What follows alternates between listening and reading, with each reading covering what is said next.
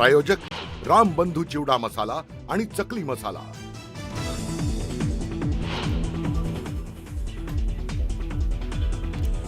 VVPAT शिवाय निवडणुका घेऊ नका। देशात आता कुठेच निवडणुका नाही तर व्हीव्हीपॅट आणा। व्हीव्हीपॅटच्या मुद्द्यावरून ठाकरे बंधूंची भूमिका।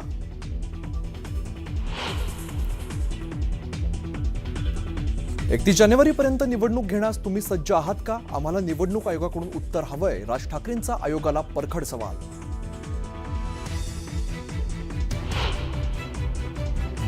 मतदार यादी दुरुस्त होईपर्यंत निवडणुका घेऊ नका। मतदार यादीत इतका घोळ मग निवडणूक का घेता? मुख्य निवडणूक आयोगाच्या बैठकीत राज ठाकरेंचा सवाल।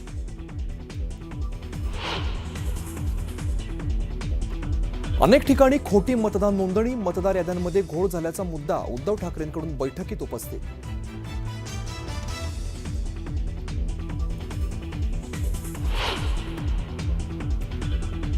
घर अस्तित्वात नसूनही मतदारांची नोंद झाल्याचा जयंत पाटलांचा आरोप। यादीतील दुबार नावं काढा, जयंत पाटलांची मागणी।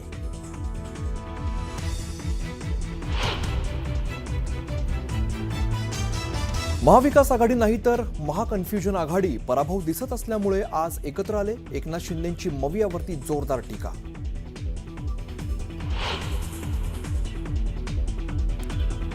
निलेश गायवळला रोहित पवारांनीच अनिल देशमुखांच्या माध्यमातून पासपोर्ट मिळवून दिला।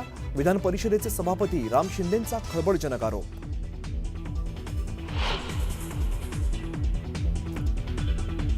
माझ्याकडे हरिण आणि बिबट्याची पिल्लं होती, पण वनमंत्री झाल्यावर ती सोडून द्यावी लागली। वनमंत्री गणेश नाईकांचं धक्कादायक विधान।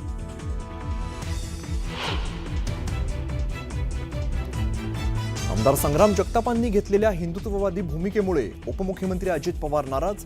संग्राम जगतापांना तातडीने मुंबईला बोलावलं। अजित पवार आणि जगतापांमध्ये होणार महत्त्वाची चर्चा।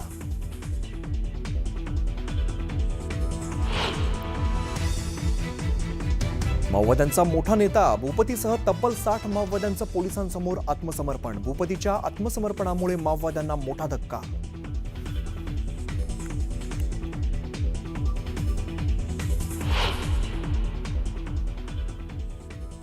नमस्कार, मी अमित गद्रे। तुम्ही पाहता न्यूज 18 लोकमत आणि या बुलेटिनची सुरुवात आजच्या दिवसातल्या मोठ्या बातमीने आपण करूया। राज्यातील विरोधी पक्षांच्या शिष्टमंडळाने निवडणूक अधिकाऱ्यांची भेट घेतली आणि राष्ट्रवादी काँग्रेसचे प्रमुख शरद पवार, शिवसेना पक्षप्रमुख उद्धव ठाकरे, मनसे अध्यक्ष राज ठाकरे यांच्यासह अनेक प्रमुख नेते मंडळी यावेळेला उपस्थित होते।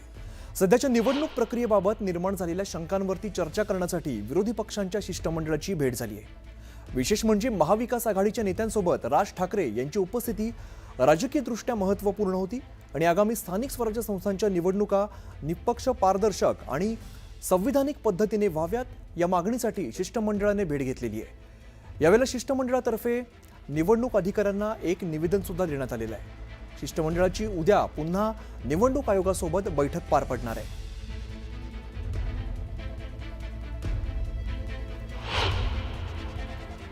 निवडणूक आयोगाकडे ज्या बैठक झाली त्याच्यामध्ये सर्व प्रमुख नेत्यांनी जे प्रश्न मांडले त्याच्यावरती अधिक माहिती घेण्यासाठी, विचार करण्यासाठी निवडणूक आयोगाला वेळ हवाय।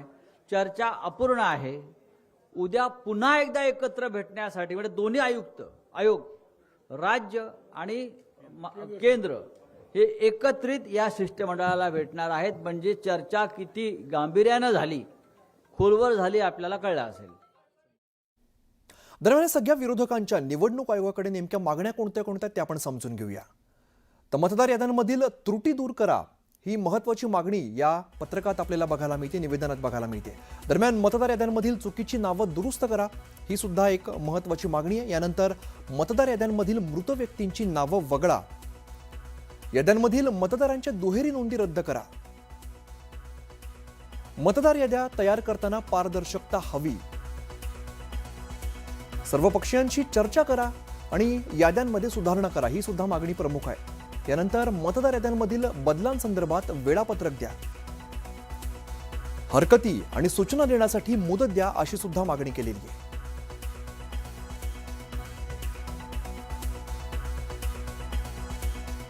दरम्यान महाराष्ट्रातील प्रमुख विरोधी पक्षातील नेत्यांनी आज महाराष्ट्राचे मुख्य निवडणूक अधिकारी एस चोकलिंगम यांची भेट घेतली आणि यावेळेला मनसे अध्यक्ष राज ठाकरे यांनी सुद्धा आगामी निवडणुकीसंदर्भाने विविध मुद्दे उपस्थित केलेले आहेत। यावेळेला त्यांनी विचारलेल्या प्रश्नांपुढे आयोग सुद्धा निरुत्तर झाल्याचं पाहायला मिळालंय।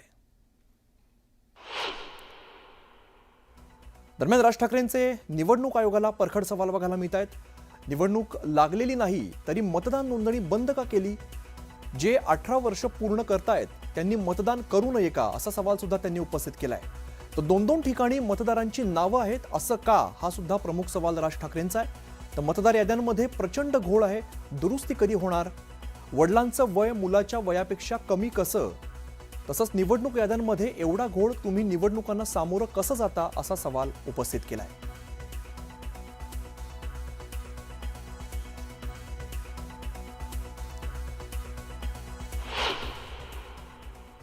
आम्ही ही मागणी केलेली आहे की स्टेट इलेक्शन कमिशन, राज्य निवडणूक आयोग आणि केंद्रीय निवडणूक आयोगाचे प्रतिनिधी म्हणून सीओ चोकलिंगम साहेब यांनी एकत्रित यावं आणि आमचं हे म्हणणं ऐकावं. त्यांनी आम्हाला आश्वासन दिलेलं आहे की उद्या पुन्हा ते दोघं एकत्रित येऊन आमचं म्हणणं ऐकतील आणि आम्ही त्यासाठी अनेक पुरावे जे सादर केलेले आहेत त्याची पुन्हा याची चर्चा होईल. आमचा आग्रह हा आहे की महाराष्ट्रात जिल्हा परिषदा, नगर परिषदा आणि महापालिकेच्या निवडणुका घेण्याच्या आधी महाराष्ट्राच्या या सगळ्या निवडणूक याद्या दुरुस्त केल्या पाहिजेत. आमच्या मागणी होती की या महाराष्ट्राच्या निवडणूक याद्या या पूर्णपणाने दुरुस्त व्हाव्यात, त्याचं डुप्लिकेशन जावं, चुकीच्या पद्धतीनं घुसडण्यात आलेली नावं काढण्यात यावीत, यासाठी आम्ही मागणी केलेली आहे.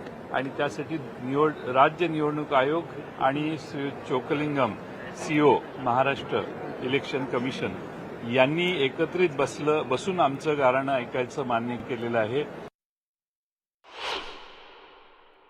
दुबार नाव ही सगळ्यात भयानक आणि धक्कादायक उत्तर त्यांनी दिलं. एका बाजूला बिहारमध्ये SIR करतात ते, आणि इथं त्यांनी असं म्हटलं की दुबार नाव नोंदवल्यानंतर मला डिलीट करण्याचा अधिकार नाही. मग काय करणार तुम्ही? दोन्ही ठिकाणी करणार नाही म्हणून मग आम्ही त्या मतदाराला विचारू की तुला कुठे मतदान करायचंय. खरं तर अंबादास म्हणाले की बाबा असं त्याला अधिकार नाही, तो राहतो तिथेच मतदान करायला पाहिजे, तू तिथे राहत नाही ना. मग आम्ही त्याला व्हेरीफाय केल्यानंतर जिथे डुप्लिकेट आहे तिथे आम्ही लिहू की हा डुप्लिकेट आहे, इथं मतदान करत नाही, आम्ही मतदान यादीवर लिहू. डिलीट का नाही करणार? डिलीट नाही करणार. व्हीव्हीपॅटचं काय तर म्हणे व्हीव्हीपॅट नाही आहे. आता ज्या नवीन मशीन येत आहेत त्यांना व्हीव्हीपॅट अटॅच करता येत नाही, तर इथे कुठेही व्हीव्हीपॅट असणार नाही. उद्याची चोरी कशी करायची याचं सर्व प्लॅन यांनी केलेला दिसतो सगळा, आणि निर्डावलेल्यासारखे हे लोक उत्तर देत असतात, त्यांना काही वाटत नाही कशी. बॅलेट पेपरवर निवडणुका घ्या. ऐकण्याच्या मनस्थिती आहे त्याच्यातच गडबड आहे. तर बॅलेट पेपर मशीन नाहीत पुरेशाचं सांगतात त्या, तर बॅलेट पेपर कधी आणणार ते? आता जरी तुम्ही निवडणूक आयोगाला हे पत्र दिलेलं असेल तरी स्थानिक पातळीवर किंवा गाव पातळीवरती काही आंदोलन वगैरे करणार आहात? बिलकुल करू. आता ह्याच्या मतदार याद्या जिल्हा परिषद, पंचायत समिती, नगरपालिकेच्या फायनल याद्या प्रसिद्ध झाल्या, तर याच्यावर अभ्यास केला जाईल. अभ्यास करून अशी नावं जर वगळली नाही तर मला असं वाटतं या निवडणूक आयोगाच्या विरुद्ध तीव्र स्वरूपात आंदोलन करावं लागेल, आणि ते करू आम्ही. व्हीव्हीपॅट पण लावलं पाहिजे अशी आमची मागणी होती. राज्य निवडणूक आयोगाने त्याला नकार दिलेला होता आणि त्यात त्यांनी वेगळी उत्तर द्यायची. सगळ्याची चर्चा उद्या होईल, मी त्याच्या तपशिलात जाणार नाही, पण मला वाटतं ही उद्याची बैठक होईल.